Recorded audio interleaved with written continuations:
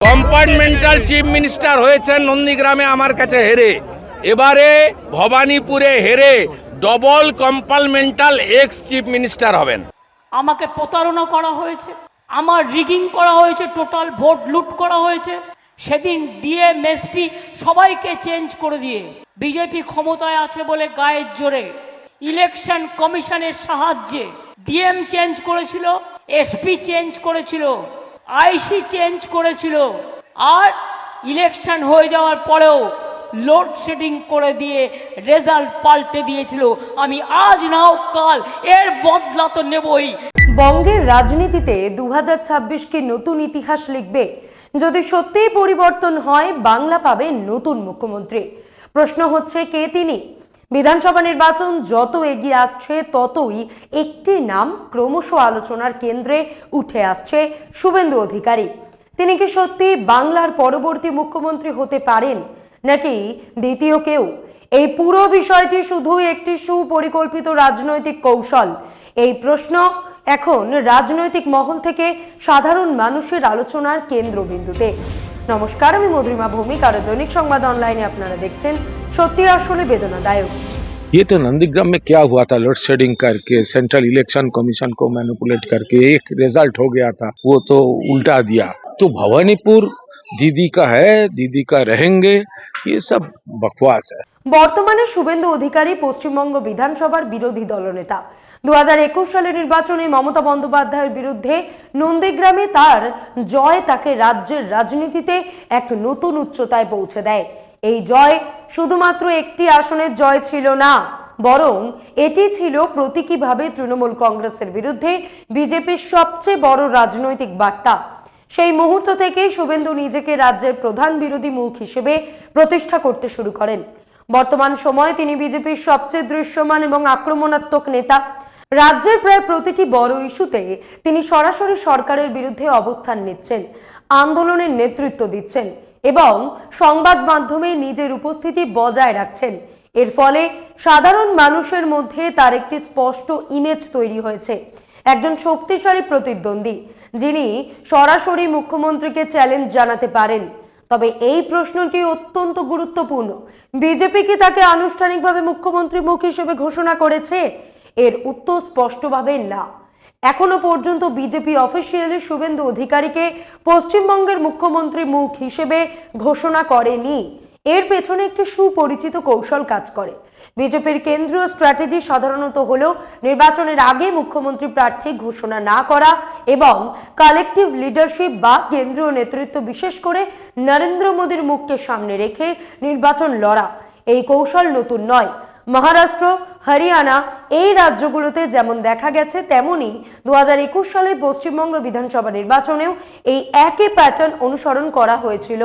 কিন্তু রাজনৈতিক বাস্তবতা প্রায়ই কাগজে কলমের কৌশল থেকে আলাদা হয়।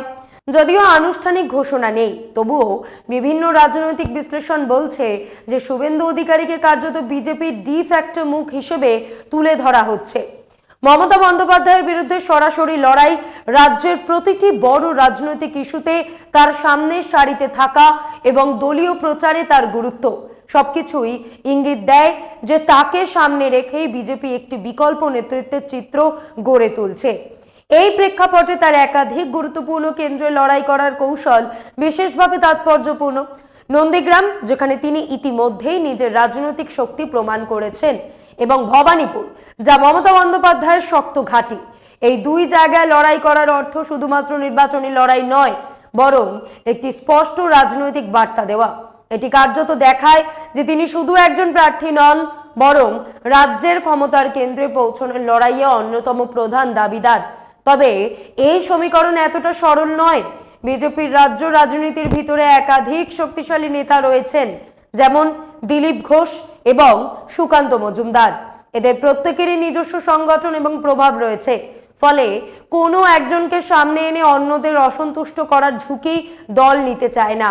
এই কারণেই বিজেপি এখনো একটি সমষ্টি গঠন নেতৃত্বের ভাবমূর্তি বজায় রাখার চেষ্টা করছে।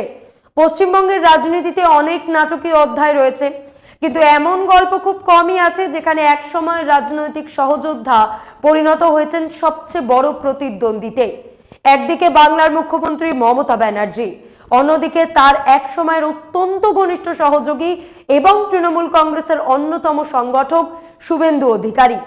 এক সময় এই দুই নেতার রাজনৈতিক লক্ষ্য ছিল এক বামফ্রন্ট সরকারকে ক্ষমতা থেকে সরানো, কিন্তু সময়ের সঙ্গে সঙ্গে সম্পর্কের সমীকরণ বদলেছে। আজ সেই সম্পর্ক পরিণত হয়েছে সরাসরি রাজনৈতিক যুদ্ধক্ষেত্রে। নন্দীগ্রামের জমি আন্দোলন থেকে শুরু করে তৃণমূল কংগ্রেসের উত্থান, তারপর দল ত্যাগ, বিজেপিতে যোগদান এবং মুখ্যমন্ত্রীর বিরুদ্ধে সরাসরি নির্বাচনী লড়াই, এই পুরো গল্পটাই পশ্চিমবঙ্গের সাম্প্রতিক রাজনীতির অন্যতম গুরুত্বপূর্ণ অধ্যায়। 2000 সালের শুরুতে পশ্চিমবঙ্গের রাজনীতি তখনও বামফ্রন্টের শক্ত দখলে। তখনই ধীরে ধীরে উঠে আসছিল একটি নতুন রাজনৈতিক শক্তি, অল ইন্ডিয়া তৃণমূল কংগ্রেস। এই দলের নেতৃত্বে ছিলেন মমতা ব্যানার্জি। তিনি নিজেকে প্রতিষ্ঠা করেছিলেন বামফ্রন্ট সরকারের বিরুদ্ধে এক তীব্র প্রতিবাদী কণ্ঠ হিসেবে।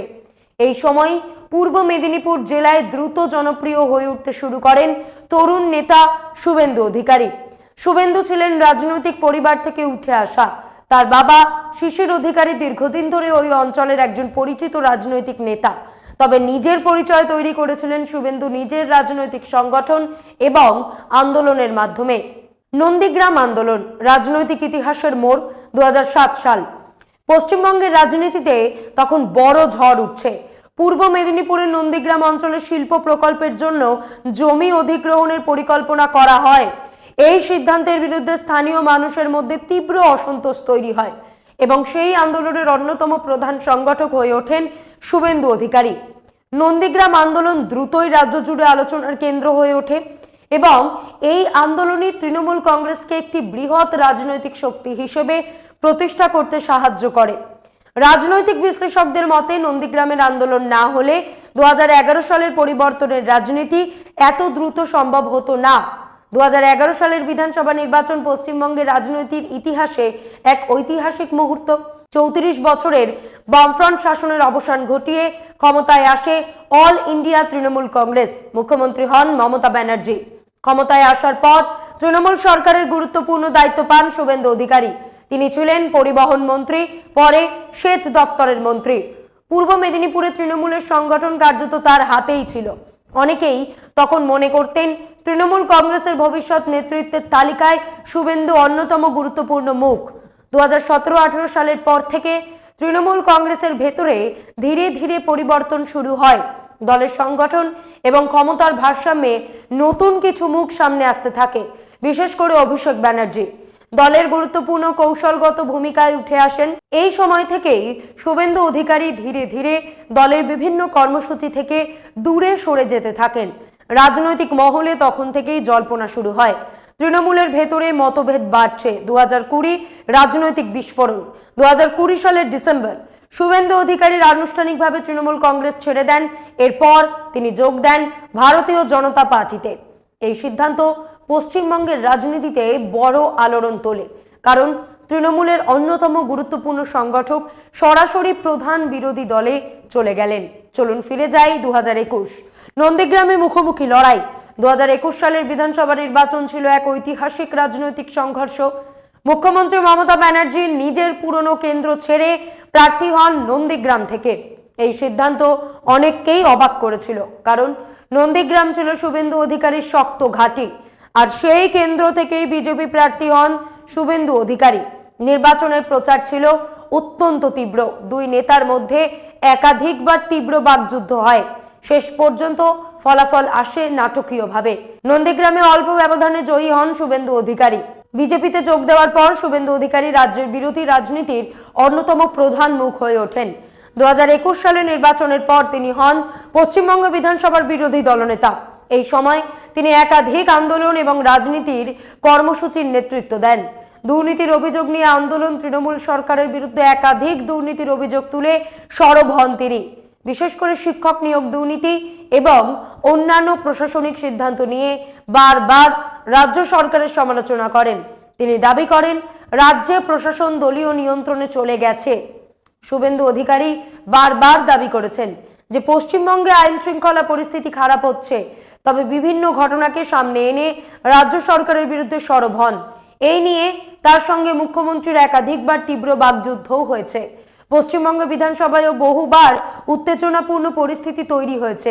বিরোধী দলনেতা হিসেবে শুভেন্দু অধিকারী প্রায়ই সরকারের বিরুদ্ধে তীব্র আক্রমণ করেন। অন্যদিকে তৃণমূল নেতারাও পাল্টা জবাব দেন। এই রাজনৈতিক সংঘর্ষ বহুবার সংবাদ মাধ্যমের শিরোনাম হয়েছে। রাজনৈতিক মঞ্চে বহুবার সরাসরি আক্রমণ করেছেন দুই নেতা। মমতা ব্যানার্জি একাধিক সভায় শুভেন্দুকে বিশ্বাসঘাতক বলে আক্রমণ করেছেন। অন্যদিকে শুভেন্দু অধিকারী পাল্টা দাবি করেছেন তিনি নন্দীগ্রাম আন্দোলনের আদর্শ রক্ষা করেছেন। এই রাজনৈতিক বাকযুদ্ধ পশ্চিমবঙ্গের রাজনীতিকে আরো উত্তপ্ত করে তুলেছে। ভবানীপুর নতুন রাজনৈতিক চ্যালেঞ্জ। নন্দীগ্রামে জয়ের পর রাজনৈতিক বার্তা ছিল স্পষ্ট। শুভেন্দু অধিকারী সরাসরি মুখ্যমন্ত্রীকে চ্যালেঞ্জ করতে প্রস্তুত। রাজনৈতিক মহলে এখন আলোচনা হচ্ছে যে বিজেপি নেতৃত্ব তাকে প্রার্থী করেছে ভবানীপুর এবং নন্দীগ্রাম, এই দুই গুরুত্বপূর্ণ কেন্দ্রে। যদি এই লড়াই বাস্তবে ঘটে তাহলে তা পশ্চিমবঙ্গের রাজনীতিতে আরেকটি ঐতিহাসিক সংঘর্ষ হয়ে উঠতে পারে। রাজনৈতিক প্রতীকী লড়াই, এই পুরো রাজনৈতিক সংঘর্ষকে অনেকেই শুধু একটি নির্বাচনী লড়াই হিসেবে দেখছেন না, এটি আসলে তিনটি বড় প্রতীকী প্রশ্ন তুলে ধরেছে। প্রথমত, একসময়ের রাজনৈতিক সহযোগীরা কিভাবে রাজনৈতিক প্রতিদ্বন্দ্বীতে পরিণত হন। দ্বিতীয়ত, নন্দীগ্রাম আন্দোলনের ইতিহাস আজ কিভাবে নতুন রাজনৈতিক ব্যাখ্যা পাচ্ছে। তৃতীয়ত, পশ্চিমবঙ্গের ভবিষ্যৎ রাজনীতিতে নেতৃত্বের সংঘর্ষ কতটা গুরুত্বপূর্ণ ভূমিকা নেবে। শেষ কথা, রাজনীতি সবসময় পরিবর্তনের গল্প।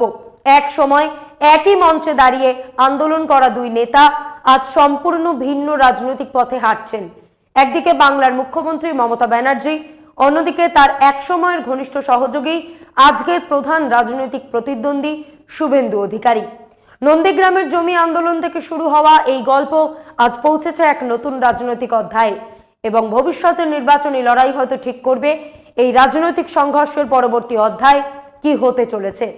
শুভেন্দু অধিকারীর রাজনৈতিক শক্তির দিকগুলো বিশ্লেষণ করলে দেখা যায় তার পক্ষে কয়েকটি বড় সুবিধা রয়েছে। প্রথমত, তার শক্তিশালী জনভিত্তি, বিশেষ করে দক্ষিণবঙ্গে। দ্বিতীয়ত, তিনি একজন দক্ষ সংগঠক এবং মাঠের রাজনীতিতে পারদর্শী। তৃতীয়ত, তিনি মমতা বন্দ্যোপাধ্যায়ের বিরুদ্ধে একটি প্রতিষ্ঠিত এবং পরীক্ষিত মুখ, যা বিজেপির জন্য একটি বড় সম্পদ। তবে তার সামনে চ্যালেঞ্জও কম নয়।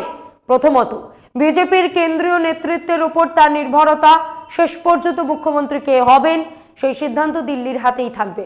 দ্বিতীয়ত, দলের অভ্যন্তরীণ সমীকরণ এবং গোষ্ঠীদ্বন্দ্ব। তৃতীয়ত, পশ্চিমবঙ্গের রাজনৈতিক বাস্তবতা, যেখানে তৃণমূল কংগ্রেস এখনো একটি শক্তিশালী এবং সুসংগঠিত দল হিসেবে রয়েছে। এবারের বিধানসভা নির্বাচনে যদি বিজেপি একক বৃহত্তম দল হিসেবে উঠে আসে, প্রশ্ন এক, শুভেন্দু অধিকারীকে কি মুখ্যমন্ত্রী করা হতে পারে? প্রশ্ন দুই, নাকি বাংলা পাবে কোনো অপ্রত্যাশিত নতুন মুখকে? শুভেন্দু অধিকারী বর্তমানে পশ্চিমবঙ্গ রাজনীতির অন্যতম প্রধান মুখ এবং বিজেপির সবচেয়ে সম্ভাবনাময় মুখ্যমন্ত্রী পদপ্রার্থী হিসেবে উঠে এসেছেন, যদিও তা আনুষ্ঠানিকভাবে ঘোষণা করা হয়নি। তিনি একদিকে যেমন বিজেপির জন্য আশার প্রতীক, অন্যদিকে তৃণমূল কংগ্রেসের জন্য সবচেয়ে বড় রাজনৈতিক চ্যালেঞ্জ। শেষ পর্যন্ত 2026 সালে নির্বাচনই নির্ধারণ করবে তার ভবিষ্যৎ।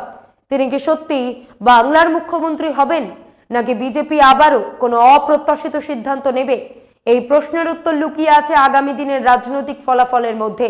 তবে এটুকু নিশ্চিত, শুভেন্দু অধিকারীকে ঘিরে যে রাজনৈতিক আলোচনার স্রোত শুরু হয়েছে তা আগামী দিনে আরও তীব্র হবে এবং পশ্চিমবঙ্গের রাজনীতিকে একটি নতুন মোড়ে নিয়ে যেতে পারে। আজ এই পর্যন্তই। এমন আরও বিষয় জানতে অবশ্যই সাবস্ক্রাইব করুন, লাইক, কমেন্ট আর শেয়ার করুন। দেখতে থাকুন দৈনিক সংবাদ, শুধু নামই যথেষ্ট।